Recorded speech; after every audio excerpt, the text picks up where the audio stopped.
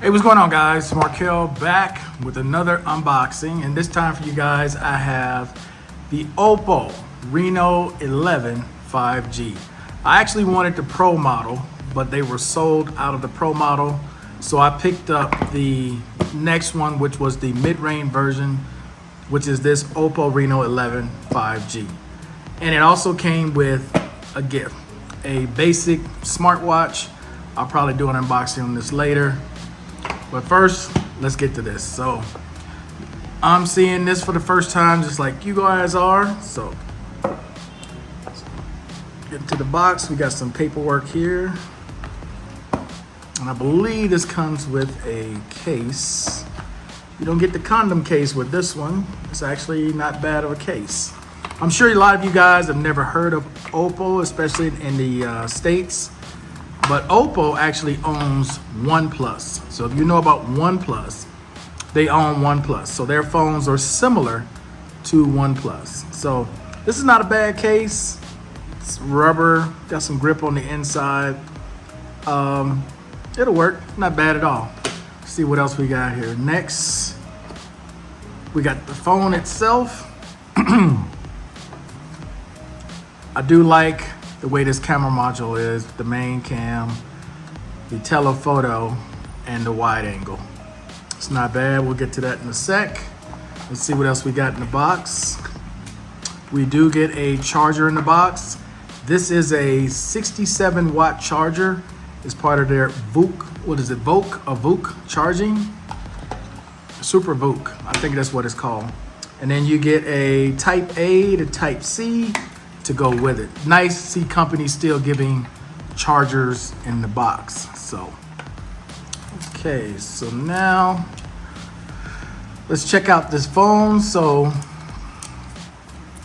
you know me, guys, I try to keep everything intact so when I give this away, it can feel like a brand new phone. So, here's not a bad looking device. Let's take this off and we're gonna go get this phone set up, and I'll be right back after I get everything set up. See you guys in a little bit. So I'm doing the startup. There is a little cheap screen protector on here. I'll probably end up getting a new one, but this is what it looks like. Try to keep all that together, but this is what it looks like with the case on it. I do like the camera module, and here we are starting it up. So it has the scan for a QR code. I think I can use one of my Android phones and be able to scan this. So, all right, guys, one quick thing. As I get this thing set up, there is a ton of bloatware, games, all kind of just crap on here. I'm gonna have to go through, take time to get this all off. And then I'll give you guys a quick photo and video after that. And then I'll do a day in the life that I would normally do with a phone like this and get back to you and report how it's been. So I plan on spending the rest of this month of February talking about this device and going into March just to see how good, and for those who've never seen or know anything about Oppo, how good the Oppo Reno 11 5G actually is. There's no 5G here in Colombia, so I can't tell you about that. But we do still have LTE as well as 4G. So I'll be able to report back on that stuff. So let me get all this bloatware off. I'll be right back with some photos and videos. All right, guys, so this is 4K, 30 frames per second, front-facing camera. Hopefully this is working a lot better. I'm not 100% sure. Try to move around a little bit, add some more light to the scene. Pretty dark, I don't know why. Sunlight is hitting me directly, but this is the front-facing camera. 4K. All right, let's see how well this 4K works. It's showing me an image of optical stabilization, but I don't know. Every review I've seen so far, it didn't work in 4K 30. So not right now, we're 4K, 30 frames per second. I see it pulsing a little bit on the display, so I'm not exactly sure how good it is. I'll be able to tell when you guys are when I upload it and add it to the video, but this is 4K 30 frames per second. It will go up to 4K 60 But again, I don't think stabilization is working. All right, guys, so let me run over some quick highlights of this device, and then I'm gonna do a day in the life, and I'm gonna end it with some photos that I took on this device, all right?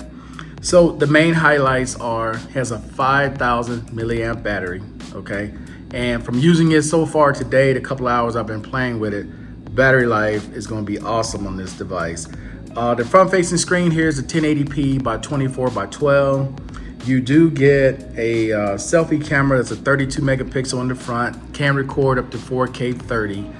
It does have face recognition for unlocking. You do get a fingerprint reader here on the display and not on the side with the power button. Your volume rocker is on the right side along with the power button here.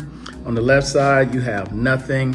On the bottom, you do get a dual SIM tray, but only one is used for the actual SIM. The other one is used for memory. So you can put up to 2 terabytes in this thing, but you can only have one SIM card for the phone at a time in here. You do get a pair of stereo speakers here, one at the bottom, one at the top. This is an IR blaster, so this is a this is a remote. So if you lose your remote, you can program this to turn on your TV or whatever else you're using. That's what that IR blaster is for. Most Chinese phones have that. This is a super thin phone as well. The weight is super light. It's only 182 grams. If we go to the rear here, you have a 50 megapixel main camera, a 32 megapixel telephoto, which also be used as a portrait camera, and then you have an 8 megapixel wide camera, ultra wide. Now, when you're talking about high res, this 50 megapixel, that is only in high res mode. So if you put this in high res mode, it'll show you up top which one is either gonna be 50 like it's showing right now, 50 megapixels, or if you go 2 times, it'll be in 52 megapixels, okay? And that's for your high res mode, your highest megapixel count. Otherwise, you can be shooting 12 megapixel photos and just do regular photo count, which is fine, okay? You have dual view, night mode. I'm gonna do a short showing you what this camera looks like at night, especially with the optical image stabilization. Let me say that real quick, and then I'll end it with a couple of photos. So in 4K, because you get 4K 60 and 30 on the rear, but you only get 4K 30 in the front, there is no optical image stabilization in the front or the rear in 4K. It's only in 1080p. So the quality goes down on that device, but you can shoot in 1080p at 60 and 30 and have optical image stabilization. But in 4K, you're not gonna have any. This is a 120 hertz refresh rate. I'm not a gamer, so I can't tell you about the Dimensity chip that's in here. It's only a 7050 the MediaTek Dimensity chip that's in this thing. There's 12 gigabytes of RAM in this version, 256 gigabytes of memory. You do have the option of getting virtual memory on here, which goes up to another 12 gigabytes of RAM. So you can actually have 24 gigabytes of RAM on this thing, which is way overkill for me. 12 is good enough for what I'm doing. I'm not doing any kind of gaming, mainly photos and videos. So from what I've seen so far, video quality is good, especially if you have some type of gimbal or you're gonna use it on a tripod in 4K. But I'll do a day in the life and demonstrate that a little bit more using the 1080p. But other than that, I mean, everything else about this device is great. You do have this floating sidebar right here that you can use, and it works kind of like the iPhone, where you can tap and hold, remove the background, and you can actually put it here in this floating window and it'll hold a bunch of stuff. So I'll run through all that real quick. But this is just a quick unboxing, running through the specs, show you some photo and video quality, and I'll do a short right after this in night mode so you guys can see what it looks like at night. Other than that, guys, I'm out. Peace. Enjoy these photos here at the end.